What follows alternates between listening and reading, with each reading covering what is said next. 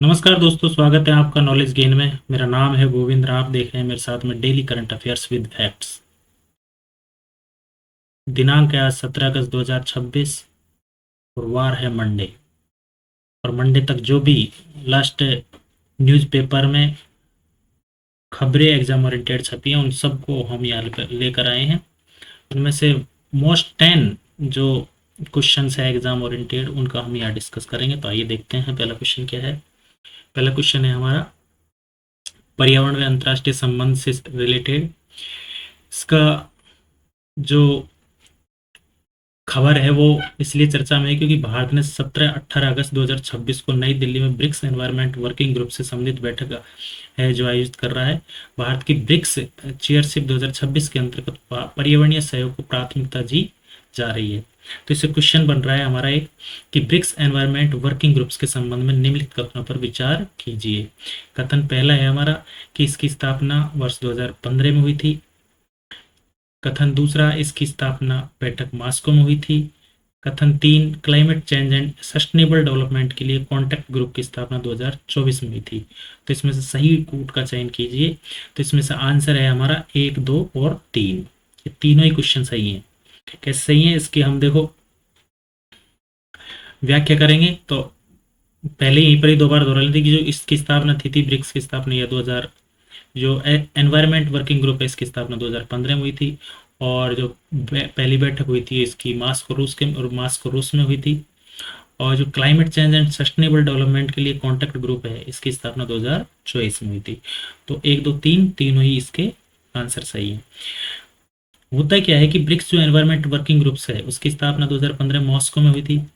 और जो BRICS environment minister है मीटिंग के दौरान जब चर्चा हुई थी तब इसकी जो स्थापना का प्रस्ताव रखा गया था तो इसकी स्थापना कर दी गई थी।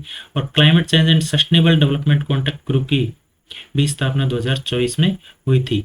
इससे रिलेटेड कुछ फैक्ट्स भी बनते हैं। तो ब्रिक्स का जो मूल नाम था वो BRIC था। BRI का मतलब बी का मतलब ब्राजील, आर का मतलब चाइना, इंडिया और नहीं ब्राजील, रूस, इंडिया और चाइना ये 4 देश थे। फिर बाद में इसमें साउथ अफ्रीका जुड़ गया 2010 में, तो इसका नाम ब्रिक्स हो गया। तो ब्रिक्स में ब्राजील, रसिया, इंडिया और चाइना थे। साउथ अफ्रीका के जुड़ने के बाद इसका नाम ब्रिक्स हो गया था। ब्रिक्स ने भारत में 2015 में चेयरशिप संभाली थी। पर्यावरण समूह का उद्देश्य साझा पर्यावरणीय चुनौतियों पर सहयोग बढ़ाना है। सर्कुलर इकोनॉमी और रिसोर्स एफिशिएंसी भी ब्रिक्स पर्यावरण एजेंडा का हिस्सा है। ये हमारे क्वेश्चन 1 से रिलेटेड जो भी फैक्ट बनते थे वो यहाँ पर डिस्कस किए। चलिए क्वेश्चन नंबर 2 क्या कहता है हमारा। क्वेश्चन नंबर 2 हमारा अर्थव्यवस्था से है।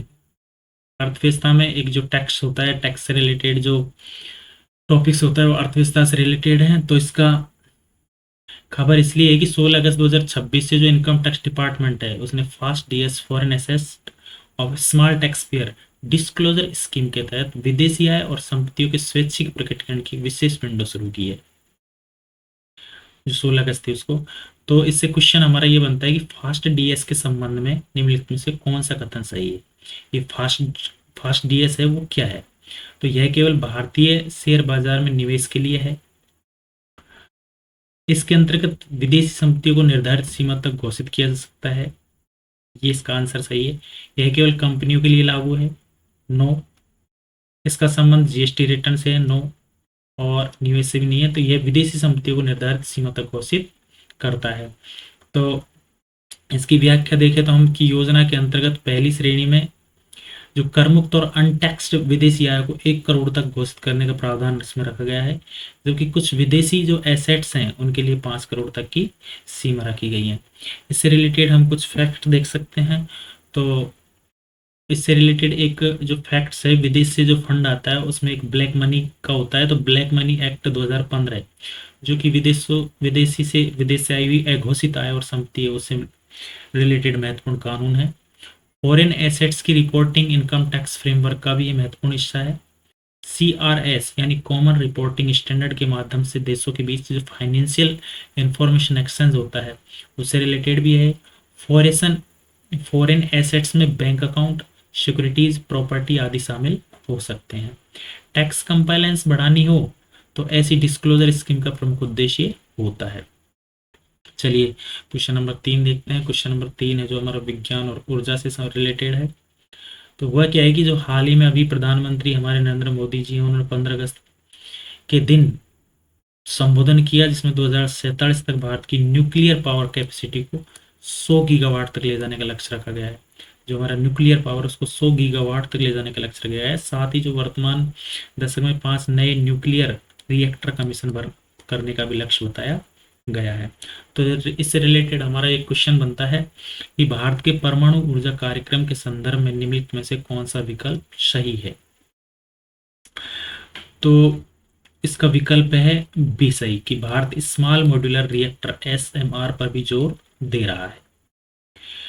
अच्छा, क्या है कि भारत 2047 तक जो भारत का लक्ष्य है, 2047 विकसित भारत, उसको पूरा करने के लिए 100 गीगावाट न्यूक्लियर कैपेसिटी का लक्ष्य लेकर चल रहा है। इसके लिए बड़े रिएक्टर के साथ एसएमआरएस को भी डेवलपमेंट स्ट्रेटजी में शामिल किया गया है। और इससे रिलेटेड जो हमारे स्टैटिक्स फैक्ट्स बनते हैं वो क्या बन सकते हैं कि जो न्यूक्लियर एनर्जी में यूरेनियम होता है उसका रेडियो एक्टिव फ्यूल में उपयोग होता है।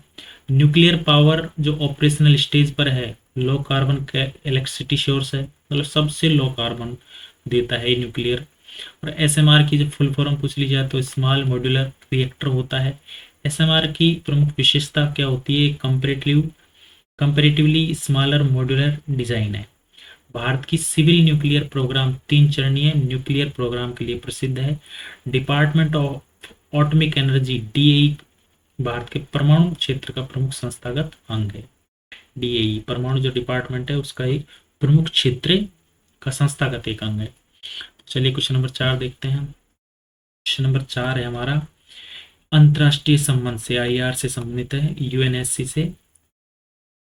तो क्या है कि भारत ने 2028 और 29 के लिए संयुक्त राष्ट्र सुरक्षा परिषद यूएनएससी की नॉन परमानेंट सीट हेतु अपनी कैंपिंग है वो शुरू कर दी। तो भारत काफी दिन से यूएनएससी में जो परमानेंट मेंबरशिप है उसको लेने में भी कोशिश कर रहा है, लेकिन मिल नहीं रही है। लेकिन जो नॉन परमानेंट होती है इसको 2 या 3 साल 3 साल के लिए चुना जाता है, 2 साल के लिए। उसके लिए किया जा रहा है जिसमें जो चाइना है, रूस है, यूके है, ब्रिटेन है और अमेरिका है, ये स्थायी सदस्य हैं उसके। तो एशिया की एक सीट के लिए भारत के सामने ताजिकिस्तान भी उम्मीदवार है। चुनाव जून 2027 में होगा। भारत के सामने ताजिकिस्तान भी खड़ा हो गया इसकी मेंबरशिप पाने के लिए। तो इससे रिलेटेड हमारा एक क्वेश्चन बनता है कि बहुत इंपॉर्टेंट है कि संयुक्त राष्ट्र सुरक्षा परिषद के संबंध में निम्नलिखित में से कथनों पर विचार कीजिए। तो यूएनएससी में 5 स्थायी सदस्य है, राइट। यूएनएससी में 10 गैर स्थायी सदस्य हैं, ये भी राइट है। तो गैर स्थायी सदस्य को 2 वर्ष के कार्यकाल के लिए चुना जाता है, ये भी राइट है, सही है। 2 वर्ष के कार्यकाल के लिए चुना जाता है।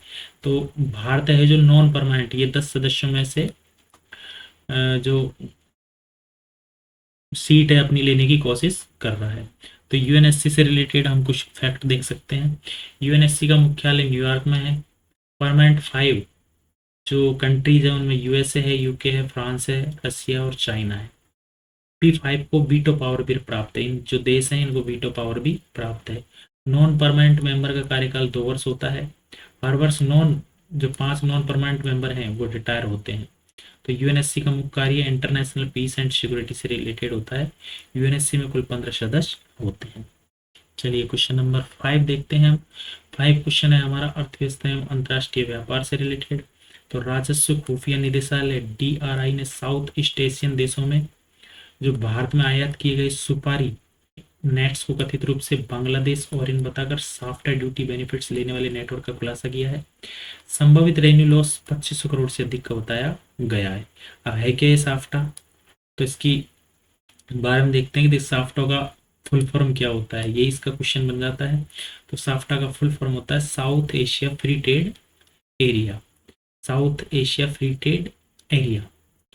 तो ये इसका फुल फॉर्म हो जाता है। इससे रिलेटेड जो फैक्ट्स हैं वो क्या बन जाते हैं कि साफ्टा का पूरा नाम तो हमने देख लिया, south Asia free trade area है। साफ्टा सार्क फ्रेमवर्क से संबंधित है। साफ्टा का उद्देश्य साउथ एशियन देशों के बीच ट्रेड जो बैरियर्स हैं उसको कम करना है।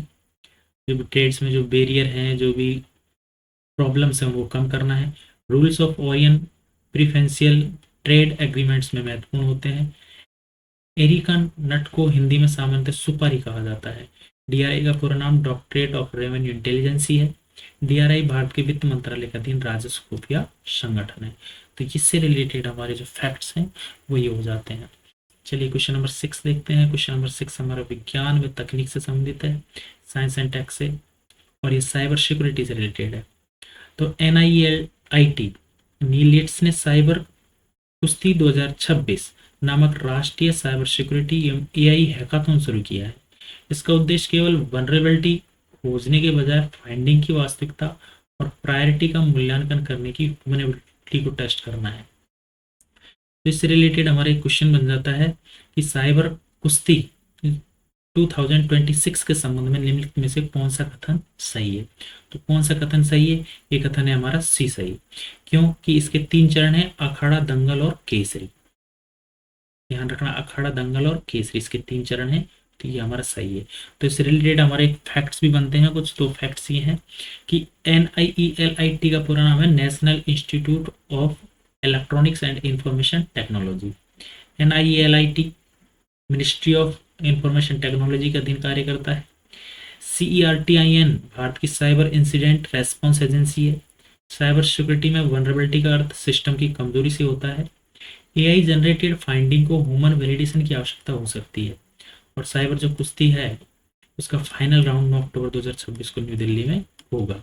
तो इससे रिलेटेड हमारे ये फैक्ट्स बन जाते हैं। चलिए क्वेश्चन नंबर 7 कह रहा है हमारा, क्वेश्चन नंबर 7 हमारा अर्थव्यवस्था से रिलेटेड है और वो MSME से रिलेटेड है, micro small and medium enterprises. तो MSME डेवलपमेंट अमेंडमेंट बिल 2026 संसद द्वारा अगस्त 2026 में पारित किया गया है। इसका उद्देश्य है MSME सेक्टर में पेमेंट रिलेटेड कंस्ट्रेंट्स कम करना, डिस्प्यूट रेगुलेशन को अधिक टाइम बाउंड बनाना और कंप्लायंस को सरल बनाना है। तो इससे रिलेटेड हमारा क्वेश्चन बनता है कि MSME डेवलपमेंट अमेंडमेंट बिल 2026 के अंतर्गत निम्न में से कौन सा महत्वपूर्ण परिवर्तन किया गया है। तो इसका परिवर्तन किया है कि सभी जो CPSEs को, MSMEs को इन्वॉइसेज का या सेटलमेंट ट्रेंड्स के माध्यम से करने का प्रावधान किया गया है। इनको सभी जो MSMEs हैं उनको इन्वॉइस हैं उनके जो उनको ट्रेड सेटलमेंट्स ट्रेंड्स के माध्यम से करने का प्रावधान किया गया है इसमें। तो ये डेवलपमेंट जो अमेंडमेंट बिल है वो इससे रिलेटेड है। इससे रिलेटेड हम कुछ फैक्ट्स देख सकते हैं। तो MSMED एक्ट मूल रूप से 2006 में नोटिफाइड हुआ था। MSME का पूरा नाम micro small and medium enterprises है। ट्रेड्स रिसीवेबल डिस्काउंटिंग सिस्टम है। ट्रेड्स MSMEs की रिसीवेबल फाइनेंसिंग में मदद करता है। उद्यम जो रजिस्ट्रेशन है MSMEs के, वो फॉर्मल रजिस्ट्रेशन की व्यवस्था है। MSMEs मैन्युफैक्चरिंग, सर्विस और अन्य इकोनॉमिक एक्टिविटीज में महत्वपूर्ण भूमिका निभाते हैं। ये हमारे से रिलेटेड फैक्ट्स हो जाते हैं। कंसेप्चुअल क्वेश्चन होते हैं। चलिए क्वेश्चन नंबर 8 क्या कह रहा है हमारा, क्वेश्चन नंबर 8 है पर्यावरण और भूगोल से, कि ओडिशा की कोस्टलाइन का 28.3% हिस्सा कोस्टल इरोजन से प्रभावित होने की रिपोर्ट सामने आई है। जो उड़ीसा की जो कोस्ट लाइन है उसका 28.3% हिस्सा जो कोस्टल इरोजन से है वो प्रभावित होने की रिपोर्ट सामने आई है। इंडियन जो एक्सप्रेस है उसके अनुसार 564 किलोमीटर जो कोस्ट लाइन है उसमें से इरोजन में से यह हिस्सा इरोजन से प्रभावित हुआ है। और जगत सिंहपुर को सबसे अधिक इरोजन प्रोन डिस्ट्रिक्ट बताया गया है। तो इससे रिलेटेड हमारा क्वेश्चन ये बनता है कि निम्नलिखित में से कौन सा कारक कोस्टल इरोजन को बढ़ा सकता है। तो ये सभी है, देखो समुद्र स्तर में वृद्धि पानी की होती है तो वो भी बढ़ाता है। तटीय जो वेजिटेशन है उसका क्षरण भी होता है, जो वनस्पति का क्षरण होता है वो। अत्यधिक मानवीय जो हस्तक्षेप होता है, ये तो है ही कि मानव के द्वारा तो सारे प्रकृति के साथ खिलवाड़ किया गया है। तो इसका आंसर डी है, ये सभी इसके रीजन है। तो इससे रिलेटेड हम कुछ फैक्ट्स भी देख सकते हैं कि कोस्टल इरोजन का अर्थ है तट की भूमि का समुद्री प्रक्रियाओं से कटाव। इरोजन का मतलब कटना होता है। समुद्र स्तर वृद्धि इरोजन रिस्क बढ़ा सकती है। मैंग्रोव वेव्स एनर्जी को कम करने में मदद कर सकते हैं। ओडिशा बे ऑफ बंगाल के किनारे स्थित है। ओडिशा भारत के प्रमुख साइक्लोन प्रोन राज्यों में से एक है। और कोस्टल जोन मैनेजमेंट में इकोसिस्टम बेस्ड अप्रोचेज महत्वपूर्ण है। तो इससे रिलेटेड ये हमारे फैक्ट्स हो जाते हैं। चलिए क्वेश्चन नंबर 9 देखते हैं। क्वेश्चन नंबर 9 है हमारा राजस्थान से रिलेटेड। राजस्थान की जो समसामयिकी है उससे रिलेटेड है कि निम्नलिखित में से कौन सा जिला राजस्थान के दक्षिण और दक्षिण पूर्वी क्षेत्र से संबंधित है। इस समसामयिकी समाचार में कार्यक्रम के स्थल के रूप में आया है और वो कार्यक्रम कौन सा था, इसको आप सर्च करके मुझे कमेंट बॉक्स में बताएंगे। तो ये जो चित्तौड़गढ़ है वो हमारा हाल ही में जो समसामयिकी एक समाचार था उसमें बहुत चर्चा में रहा है और ये दक्षिण में दक्षिण पूर्वी जिले से संबंधित है। इसके बारे में हम फैक्ट्स देखें तो ये दक्षिण और दक्षिण पूर्वी भाग में स्थित है। चित्तौड़गढ़ का ऐतिहासिक संबंध मेवाड़ से है। चित्तौड़गढ़ दुर्ग राजस्थान के प्रमुख ऐतिहासिक दुर्गों में से एक है। यह क्षेत्र अरावली पर्वतमाला के प्रभाव वाले व्यापक भौगोलिक क्षेत्र में आता है।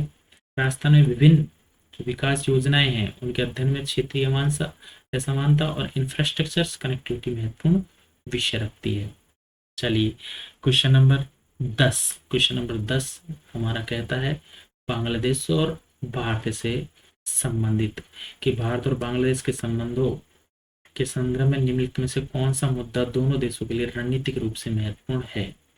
तो देखिए ये सभी हैं, सीमा प्रबंधन का भी है, नदी का जल बंटवारा भी है, तिस्ता नदी है जिससे रिलेटेड है, व्यापार एवं कनेक्टिविटी है उससे रिलेटेड भी है। तो इसमें सभी आंसर सही है। ये सारे मुद्दे भारत और बांग्लादेश के बीच में है। तो देखते हैं इससे रिलेटेड फैक्ट। ये भारत और बांग्लादेश की जो सीमा है, स्थलीय सीमा, वो 4096 किलोमीटर लगती है। सबसे लंबी सीमा बनाते हैं। यह भारत की सबसे लंबी अंतर्राष्ट्रीय स्थलीय सीमाओं में से एक है। दोनों देशों के बीच कई ट्रांस बाउंड्रीज रिवर भी हैं। गंगा पद्मा नदी दोनों देशों के जल संबंधों में महत्वपूर्ण है। भारत बांग्लादेश कनेक्टिविटी पूर्वोत्तर भारत के लिए भी महत्वपूर्ण है। बांग्लादेश भारत की एक्ट ईस्ट पॉलिसी और बे ऑफ बंगाल क्षेत्र में महत्वपूर्ण साझेदार है। तो इससे रिलेटेड हमारे ये क्वेश्चन बनते हैं। चलिए ये हमारे 10 क्वेश्चन हुए न्यूज़पेपर से। आशा करते हैं कि आपको ये हमारा सेशन और ये क्वेश्चन है जो पसंद आया होगा, और पसंद आई है तो वीडियो को लाइक और शेयर करना ना भूलिएगा। फिर मिलते हैं एक नए समाचारों के साथ में कल। तब तक के लिए आप पढ़ते रहिए, हंसते रहिए, स्वस्थ रहिए, मस्त रहिए। जय हिंद, जय भारत।